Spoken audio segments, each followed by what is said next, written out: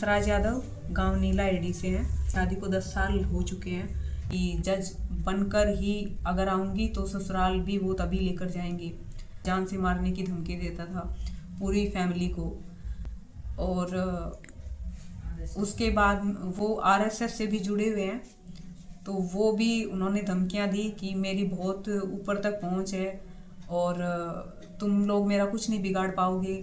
उसने मुझे साफ शब्दों में ये बोल दिया कि अभी केस हटा लिया है तो तुम जानो, तुम्हारी फैमिली जाने, तुम अपनी लाइफ देखो, जज नहीं बनी तो मुझे तुम्हारी कोई ज़रूरत है भी नहीं। पूरा फ्रॉड, शादी के नाम पे पूरा फ्रॉड किया गया। मेंटली भी मेरे को प्रताड़ित करता रहा। ये गैंगस्टर्स तरह के जो गुंडागर्दी वाले लोग हैं उनसे भी उनका खूब जान पहचान है। मेरे सामने नाम लेते रहते थे। और जो आरएसएस से जुड़े हुए हैं उनको लेकर भी कि मेरा पॉलिटिकल काफ़ी अप्रोच है और उनको कोर्ट और पुलिस का कोई डर नहीं है। अगर मैंने पुलिस या कोर्ट की सहायता लेने की कोशिश करी तो उसमें भी मुझे कुछ हासिल नहीं होना है, उल्टा उसका मुझे बहुत खराब नतीजा भुगतने के लिए तैयार रहना पड़ेगा। कि अगर मेरे को जज बनना है, बनूंगी तो ही वो एक्सेप्ट करेंगे, वरना नहीं करेंगे। वो नहीं करेगा।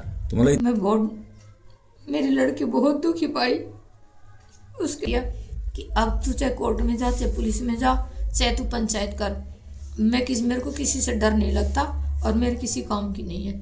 जब अगर तू जज बन जाती तो मैं तेरे को रखता, अब मैं तेरे को नहीं रखता तेरे को। और मेरे को किसी का डर नहीं है, चाहे तू कहीं कोर्ट कचहरी में कहीं जाओ, मेरे को किसी का डर नहीं है। मोदी सरकार से, मोदी जी से यही प्रार्थना करती हूँ कि मेरी बेटी को न्याय मिल जाए और इसको कोई नौकरी मिल जाए ताकि इसका भविष्य सुधर जाए और ये अपने पैरों पे खड़ी हो सके, किसी की मोहताज ना रहे। क्योंकि हमारी उम्र भी इतनी हो रही है कि आगे हम भी इसकी शायद सेवा ना कर पाए, तो कम से कम इसको रोजगार मिल जाएगा, अपने पैरों पे खड़ी हो जाएगी, मान सम्मान से अपना खाएगी, मान सम्मान से रहेगी। तो मेरी ये मोदी सरकार से गुजारिश है, इसको न्याय मिल जाए और इसको रोजगार मिल जाए, मेरी बेटी से न्याय हो। ये रेवाड़ी की बेटी है दीपिका शर्मा। देखिए दोनों ही पैर नहीं है इनके बिल्कुल भी, और इस बेटी को कितनी समस्याएं हैं। न्याय के लिए गुहार लगा रही है प्रधानमंत्री श्री मोदी जी से भी कि इनकी पुकार सुनी जाए। एलएलबी किए हुए इस बेटी को न्याय नहीं मिल रहा, हर जगह गुहार लगा चुकी। इनका आरोप है कि इनको जो पति हैं उन्होंने इनको झांसे में लेकर इनसे शादी की, इनके साथ धोखा किया और अब इस हालत में इनको छोड़ा है कि ये कहीं की नहीं रही। तो इनकी बार बार माँ बेटियों की गुहार है कि इस बेटी को न्याय मिले। एक BA LLB पढ़ी लिखी लड़की जो दोनों ही पैर जिसके नहीं है। सारी मामला आपको दिखाएंगे इस वीडियो में। देखिए इस बेटी की दर्दनाक कहानी किस तरह से ये बयां कर रही हैं। मैं दीपिका शर्मा हूँ, गांव झाल, रेवाड़ी डिस्ट्रिक्ट से बिलोंग करती हूँ। और मैं अपना स्टोरी बताना चाहती हूँ सर, जो अब तक हुआ है मेरा लाइफ का। मैं सर 6 साल की थी तब मेरा एक रोड एक्सीडेंट हुआ था और वो स्कूल जाते वक्त स्कूल बस ने रॉन्ग साइड ड्रॉप कर दिया था और मैं स्कूल रोड क्रॉस कर रही थी तो उस दौरान एक ट्रक की चपेट में आई और उसके बाद में मेरा दोनों पैर ऑन द स्पॉट ख़त्म हो गए।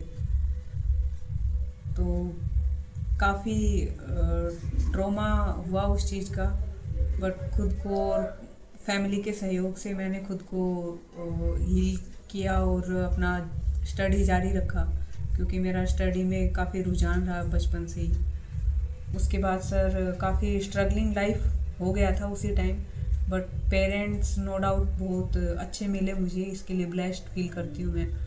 और मेरा पूरा स्कूलिंग कंप्लीट हुआ, मेरा कोई स्टडी में ब्रेक नहीं हुआ उस हादसे की वजह से।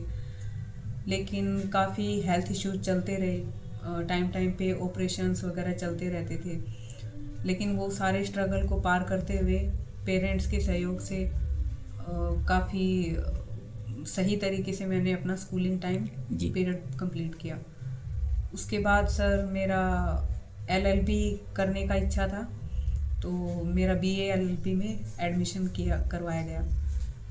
उसके बाद सर लाइफ में जो भी अप डाउन आ रहे थे वो करते हुए पार और स्टडी को जारी रखा जा रहा था। उसी दौरान सर मेरी शादी हुई और 2014 में मेरा LLB कंप्लीट नहीं हुआ था। तो हंसराज यादव गांव नीला एडी से हैं, उनसे मेरी शादी हुई और उसके बाद सर काफ़ी मैरिड लाइफ मेरा ख़राब रहा।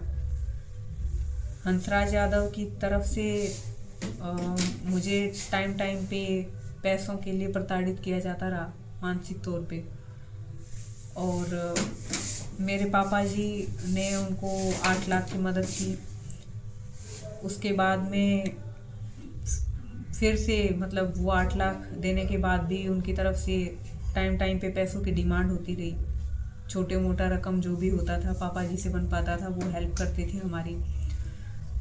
मेरा स्टडी भी इस दौरान चल रहा था और दोबारा से कुछ हेल्थ इश्यूज भी आए, लेकिन हंसराज यादव की तरफ से जो पैसों को लेकर टॉर्चर था वो कभी भी रुका नहीं।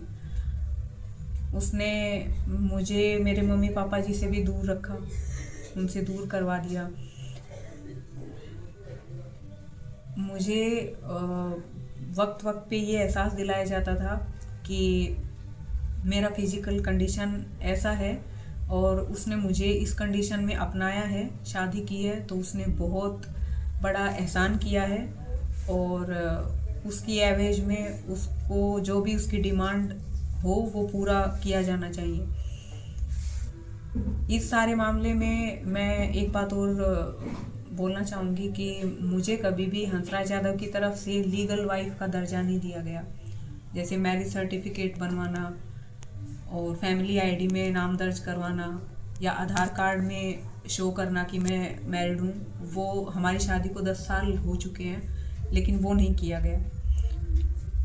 और उसके बाद 8 लाख जो पापा जी ने पेमेंट किया उसके बाद में मुझे गवर्नमेंट की तरफ से 9 लाख रुपए की भी हेल्प दी गई, जो मेरे आर्टिफिशियल लिम्ब जो पैर थे उनके लिए। लेकिन उसको भी उसने अपने पर्सनल खर्चों में उस सारे पैसे को ख़त्म कर दिया। जैसे उन्होंने घर बनाया था उधर ससुराल पक्ष में, तो उन्होंने सारा पैसा वो 8 लाख वो 9 लाख वो पूरा अमाउंट उन्होंने वहाँ पे खर्च कर दिया, गाड़ी खरीद ली। और फिर से जैसे ही वो पैसा ख़त्म हुआ फिर से डिमांड की जाने लगी मेरे मम्मी पापा जी पर प्रेशर देने के लिए मेरे ज़रिए कि वहाँ से फिर से पैसे लेकर आओ। तो पापा जी ने फिर से उनको कुछ पैसों की मदद की, सिर्फ ये सोचकर, क्योंकि हंसराज यादव की तरफ से ये धमकी दिया जाता था कि वरना रिश्ता ख़त्म हो जाएगा। तो रिश्ते को बचाने के लिए बार बार उसकी जाति को सहन करते रहे, उसको समझाने की भी कोशिश की, उससे रिक्वेस्ट करी कि वो ये सब ना करे, लेकिन उसकी तरफ से ये सब लगातार जारी रहा। आखिर में जब सब पैसा ख़त्म हो गया पापा जी के पास, वो भी सीनियर सिटीजन हैं मेरे मम्मी पापा जी दोनों, तो उनके पास इतना सोर्स ऑफ इनकम नहीं है कि वो इतना पैसा कहीं से भी बार बार पे कर सकें।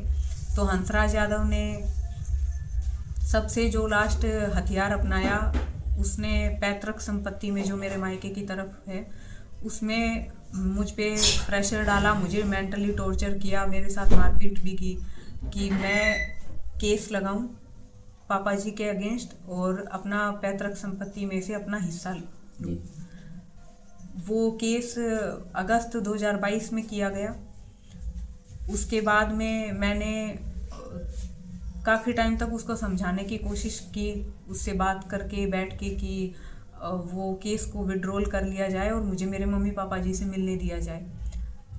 3 साल तक मैं मेरे मम्मी पापा जी से नहीं मिल पाई, उन्होंने मुझे नहीं मिलने दिया। मैं जयपुर में ही रहती थी, उन्होंने मुझे जयपुर में छोड़ा हुआ था पढ़ाई के नाम पे कि जज बनकर ही अगर आऊँगी तो ससुराल भी वो तभी लेकर जाएंगे।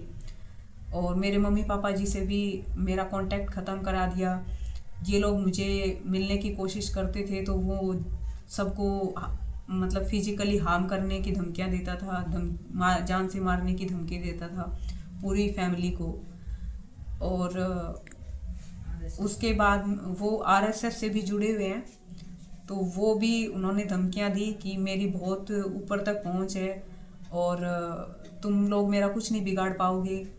उन्होंने मेरे को साफ शब्दों में कहा कि जब तक मैं उनके पक्ष में बनी रहूँगी, उनकी बात मानूंगी, तो सब ठीक रहेगा, वरना उसका नतीजा भुगतना पड़ेगा अगर मैं मेरे पेरेंट्स से मिलती हूँ और इस केस को विड्रॉल करती हूँ। उसके बाद में मैंने काफ़ी बैठकर जब उनसे रिक्वेस्ट कर लिया और उनको समझाने की कोशिश कर रही, लेकिन सारी कोशिशें नाकाम हो गई। उसके फैमिली को भी इन्वॉल्व किया, उनको भी इन्फॉर्म किया कि उनसे मदद की गुहार लगाई कि वो मेरी हेल्प करें इस चीज़ में, उसको समझाएं, उस पर दबाव डालें कि मेरे पेरेंट्स के साथ में मेरा रिश्ता ख़त्म ना करवाया जाए और ये केस को विड्रॉल किया जाए जो संपत्ति का लगवाया हुआ था। उधर से भी मुझे कोई सहयोग नहीं मिला।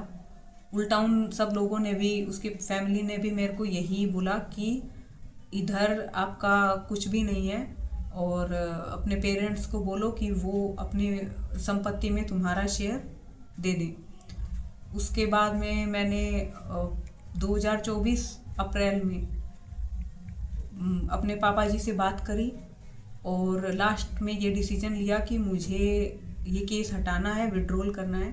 और अप्रैल 2024 में मैं वापस घर आ गई। हंसराज यादव ने मेरे को जयपुर से लाने से भी इनकार कर दिया, अपने साथ ले जाने से इनकार कर दिया ससुराल में। और पापा जी गए जयपुर और मुझे लेकर आए।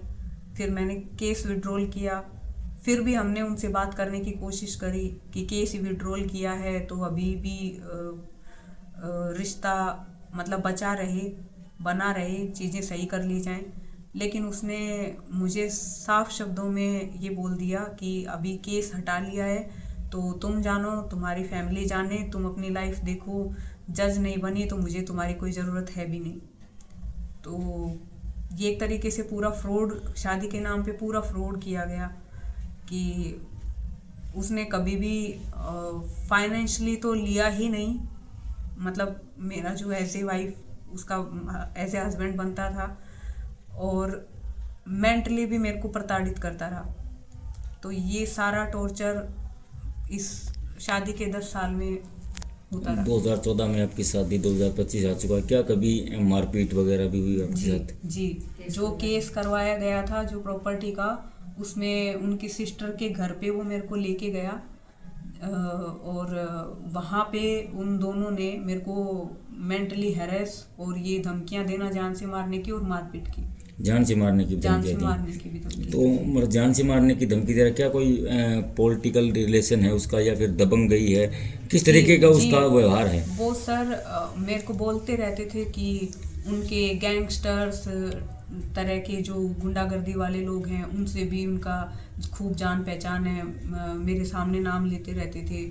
और जो आरएसएस से जुड़े हुए हैं उनको लेकर भी कि मेरा पॉलिटिकल काफ़ी अप्रोच है और उनको कोर्ट और पुलिस का कोई डर नहीं है।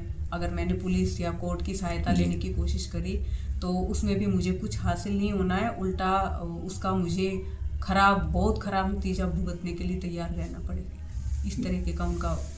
शादी होने के कितने समय बाद ये जो आपका स्टार्ट हुआ? ये सर शादी के 3 से, ये शादी सर 2014 दिसंबर 2014 में हुआ था और मार्च या अप्रैल 3 से 4 महीने बाद ही पैसे के लिए मुझे प्रताड़ित करना शुरू कर दिया था, मेंटली टॉर्चर करना, गाली गलौज करना, मेरे पापा जी के लिए अपशब्द यूज़ करना, मुझे गंदा खून कह के पुकारना और मेरी माँ के लिए भी गंदे शब्द यूज़ करना।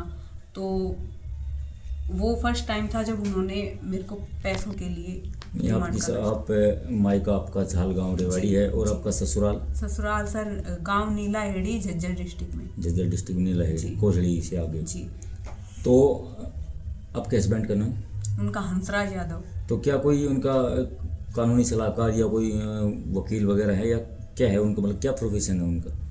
नहीं सर, वो वहाँ पर भी हमसे झूठ बोला गया। उन्होंने बोला था कि वो LLB का डिग्री उन्होंने किया हुआ है, लेकिन वो एज ए एडवोकेट रजिस्टर्ड नहीं है, जो बार काउंसिल ऑफ इंडिया में होता है, लेकिन उन्होंने अपने आप को ये शो किया कि वो एडवोकेट है। और प्रॉपर्टी डीलिंग में भी उन्होंने बोला कि उनका अच्छा काम है। लेकिन शादी के 3-4 महीने बाद ही उन्होंने मुझसे यही वायदे किए थे कि शादी मतलब पढ़ाई जारी रखना और किसी तरह की कोई फाइनेंशियल कोई इशू नहीं आने वाला है। लेकिन जैसे ही 3-4 महीने बीते तो हम दोनों का ही खर्चा, मतलब हस्बैंड वाइफ हम 8-9 महीने तक साथ रहे रेवाड़ी में कंटिन्यू। उसके बाद उन्होंने मेरे को जयपुर भेज दिया पढ़ाई करने के लिए कि ये जज का कोर्स करना है। तो उस दौरान तक सर 3 महीने में ही पता चला मेरे को कुछ हेल्थ इशू हुआ था। तो उन्होंने मेरे पेरेंट्स के लिए ही बोला कि पैसा उधर से लेके आओ, मेरे पास कोई पैसा नहीं है। तो हम दोनों का खर्चा ही सर पापा जी करते थे। जैसे आपने बताया कि आपके यहाँ से पैसों की डिमांड भी होती थी, पैसे भेजे भी जाते थे, जी। जमीन भी आपकी बिकवाई गई आपके माई के पक्ष की, जी। बाद में भी पैसे दिए गए, तो काफ़ी कुछ अमाउंट बड़ा हो गया। तो उन अमाउंट्स का क्या हुआ? वो सर उन्होंने जैसे पापा जी ने प्रॉपर्टी जो सेल आउट किया था शादी के 3-4 महीने बाद, जब ये प्रेशर आया तो पापा जी के पास मेरा एक क्लेम, जो मेरा एक्सीडेंट हुआ था उस टाइम पे जो क्लेम हुआ था, मिला था मुझे, उसमें एक प्लॉट मेरे नाम से पापा जी ने डाल रखा था कि आगे भविष्य में कभी मुझे कोई प्रॉब्लम हो तो उन्होंने उसको सेव करके रख रखा था। लेकिन हंसराज यादव को जब ये पता चला तो उसने उसका भी लालच दिखाया और उसी दबाव के चलते पापा जी ने वो प्लॉट सेल आउट किया और उससे जो अमाउंट आया 8 लाख रुपए वो उसको हैंड ओवर कर दिया गया। लेकिन हमारी सर उस चीज़ का उसमें भी चालाकी ये सब दिखाया कि उसने कैश में लिया और पापा जी ने एक रिश्ता और मैंने भी, हम सब ने ये सोचा कि रिश्ता है तो ठीक है, पैसे के मामले में यहाँ पे हमसे चूक हो गई कि हमने उसको वो सब कैश इन हैंड दिया। जी। अभी आपका कोर्ट केस चला हुआ है, तलाक का भी चला हुआ है और एलिमनी का भी चला हुआ है। जी। तो क्या जनता से क्या अपील करना चाहेंगे, प्रशासन से क्या अपील करना चाहेंगे आप? सर मेरा यही अपील है कि जो पीछे हुआ है वो तो मैं भुगत चुकी हूँ जी, लेकिन अभी भी मैं काफ़ी मानसिक प्रताड़ना में हूँ, क्योंकि सबको पता है कि कोर्ट प्रोसीजर्स कितना लंबा ड्यूरेशन निकल जाता है।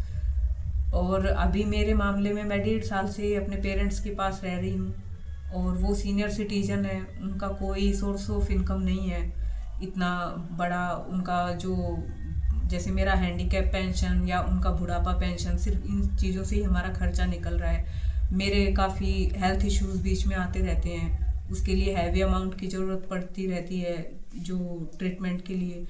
और केस चल रहा है तो ऑब्वियसली वकील वगैरह की फ़ीस और उन सब के लिए तो, लेकिन 1.5 साल में अभी तक मुझे कोई मेंटेनेंस का जैसे केस है तो कोई भी हंसराज यादव की तरफ से या कोर्ट की तरफ से कोई हेल्प नहीं दिलाई गई है।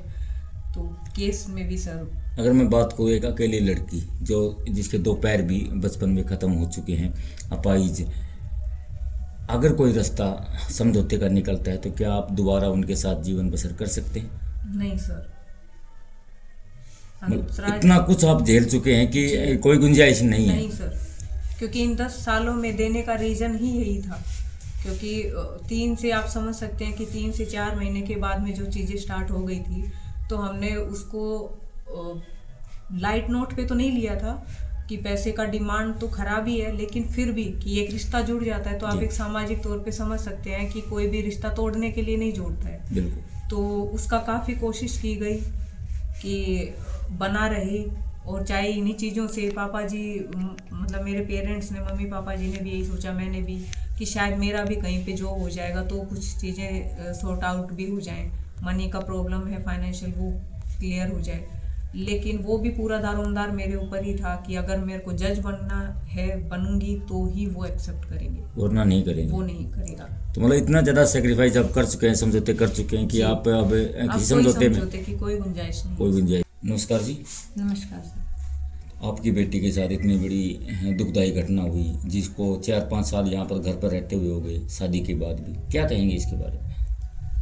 सर मैं इसके बारे में ये कहूँगी, बचपन में इसके साथ जो हादसा हुआ उसके बाद जो इसने अपनी क्या हादसा हुआ, हादसा बताइए। इसके 6 साल की थी, जिस स्कूल में जा रही थी, स्कूल वालों ने जो स्कूल की बस थी रॉन्ग साइड में उतार दिया और ये छोटे छोटे बच्चे थे, इनके साथ कोई नहीं था और इस रोड पे भाग लिए। रोड क्रॉस करने के लिए ईंटों से भरा ट्रक था जो इसके दोनों पैरों से ऊपर से निकल गया। जो अपने पैर ये खो दोनों दिए। पैर गवा बैठी उस टाइम। इसकी ज़िंदगी बचपन में ही ख़त्म हो गई थी, लेकिन फिर भी इसने अपना संघर्ष जारी रखा और हमने भी अपना संघर्ष जारी रखा। जैसे तैसे अपने पढ़ती गई। इसकी पढ़ाई में हमने कभी रुकावट नहीं आने दी, कभी गोदी में उठा के लेके जाया करते, कभी कैसे भी करके कोई इसका हमने 1 साल भी बर्बाद नहीं होने दिया इसकी पढ़ाई का। और ये बच्ची पढ़ाई में बहुत अच्छी थी, बहुत इसको ऐसा था कि मैं कुछ बनूंगी। पढ़ते हुए इसने अपनी पढ़ाई भी पूरी जैसे तैसे करी। कभी इसका ऑपरेशन होते रहे, बीच बीच में इसका हेल्थ के इतने इश्यूज होते रहे, दुख में ये निकलती रही, फिर भी वो कहते हैं ना एक चींटी की तरह चढ़ती रही, उतरती रही, गिरती रही, ऐसी इसने अपनी सारी ज़िंदगी। लेकिन जब इसकी शादी हो गई उसके बाद से तो बस इसकी ज़िंदगी सारी ही बदल गई। ना तो इसकी पढ़ाई पूरी होने पाई, उसने इसके साथ धोखा कर दिया।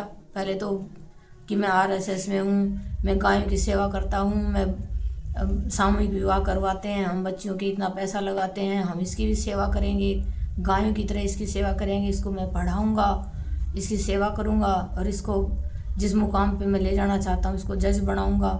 ऐसे ऐसे सपने दिखाए। पूरे परिवार के सहयोग से लड़के वाले भी आ गए हमारे पास और इसको वो कहते हैं ना झोली फैला के मांगने वाली बात। लेकिन मैं इसको किसी के ऊपर, क्योंकि मैं तो इसके देखती थी, लड़की की बात को एक औरत ही जान सकती है। जो लड़की के साथ होता है कभी इसको कहते हैं वो बात बोलने वाली भी नहीं होती। ऐसे ऐसे महीने का कुछ होता है, कुछ भी होती है तो एक माँ कर सकती है ना, उसका साथ भाई दे सकता है, ना उसका बाप उसका साथ दे सकता है, या उसका पति ही दे सकता है उसका। तो मैंने ऐसी बातें सोची, मैंने कहा आगे से मांग रहा है और कुछ मदद मैं करूँगी, कुछ इसका पति करेगा तो इसकी ज़िंदगी और भी अच्छी हो जाएगी, हम मदद करेंगे इसकी। लेकिन उसने जैसे ही शादी हो गई, उसने पता ना किस लालच से इसको मांगा था हमसे, और शादी के बाद तुरंत ही उसने 4-5 महीने बाद ही इसको पैसे के लिए दबाव डालना शुरू कर दिया। हमने भी रिश्ता बनाने के लिए कि भाई रिश्ता बना रहे, बेटी को कभी हम सेवा करें, कभी ये करेगा, कोई बात नहीं, सेवा कर रहा है भाई इसको दे दो, देते रहे। लेकिन उसकी डिमांड बढ़ती चलेगी और फिर यहाँ तक कि इसका एक हमने प्लॉट सेव करके रखा था इसके क्लेम केस का, तो वो प्लॉट भी उसने सभी को आके पैसा ले लिया। सरकार की तरफ से 9 लाख मिला था, वो भी सब उसने ले लिया, लेके और सब पता कभी गाड़ी खरीदी है, कभी बाइक खरीदी है, कभी उसने अपना घर मकान में लगा लिया। और जब सारा पैसा ख़त्म हो गया उसका, तो इससे मारपीट की, अपनी बहन के घर जाके इसके ऊपर प्रेशर डाला, हमारे से मिलने नहीं दिया, हमारे से बात नहीं करने दी, और वो हमारे ऊपर ही उल्टा केस डलवा दिया कि भाई प्रॉपर्टी में से अपना हिस्सा ले ले। बेटी हमारी समझदार थी, हमें पता था, हमारे से बात नहीं हो पाई, लेकिन हमें ये पता था, अपने बच्चे पे विश्वास था कि हमारा बच्चा हमारे साथ ऐसा कभी नहीं कर सकता। क्यों हमारे अपने, क्योंकि बचपन से कैसे पाला था हमने इसको, तो ये विश्वास था कि हमारा बेटी हमारे ऊपर कभी केस नहीं कर सकती, ये शायद उसी की जालसाजी है। लेकिन फिर भी हम चुप रहे। मैंने कहा देखी जाएगी, हमें तो बेटी को वैसे भी देना था, और केस करके ले लेगा तो चलो एक प्रूफ भी रहेगा भी केस करके ले लिया उसने, कोई बात नहीं है, तब भी हम शांत रहे। लेकिन जब केस कोर्ट में पहुंच गया तब वहाँ पता लगा कि भाई उसने अनमेरिड करके ये इसको शादीशुदा ही नहीं दिखा रखा है, किसी चीज़ में नाम नहीं इसका। वहाँ से फिर मेरी बेटी को 2-2.5 साल उसने इतना टॉर्चर किया कि अगर ये केस वापस ले लिया, इस बेटी ने हमें बाद में बताने के बाद वहाँ ऐसे हुआ कि उसने ये मेरे को टॉर्चर किया कि अगर केस वापस ले लेगी तो तेरे बाप को, तेरे भाई को टायर के नीचे दबा दूंगा, मैं RSS से जुड़ा हूँ और मैं गुंडागर्दी वालों को बहुत जानता हूँ, ये करता हूँ, तेरी भाभी के साथ ये करवाऊँगा, तेरे भतीजा भतीजी के साथ, मतलब ऐसे गंदे गंदे वर्ड्स उसने बोले हैं कि लड़की डर गई इस चीज़ से, बहुत डरी वो। अगर उसको वो कहती है कि मेरे को अगर मार दे तो मुझे कुछ डर नहीं है, और परिवार वालों के लिए ऐसी धमकी दी है, मैं डर गई। फिर मैं बहुत, मेरी लड़की बहुत दुखी पाई। उसके बाद इसने अपने पापा जी से बात करके हमारे पास आ गई कि मैं केस को उठाऊंगी। इसने केस उठा लिया। जिस दिन केस उठाया उसी दिन उसने कह दिया कि अब तू चाहे कोर्ट में जा, चाहे पुलिस में जा, चाहे तू पंचायत कर, मेरे को किसी से डर नहीं लगता और मेरे किसी काम की नहीं है। जब अगर तू जज बन जाती तो मैं तेरे को रखता, अब मैं तेरे को नहीं रखता तेरे को। और मेरे को किसी का डर नहीं है, चाहे तू कहीं कोर्ट कचहरी में कहीं जाओ, मेरे को किसी का डर नहीं है।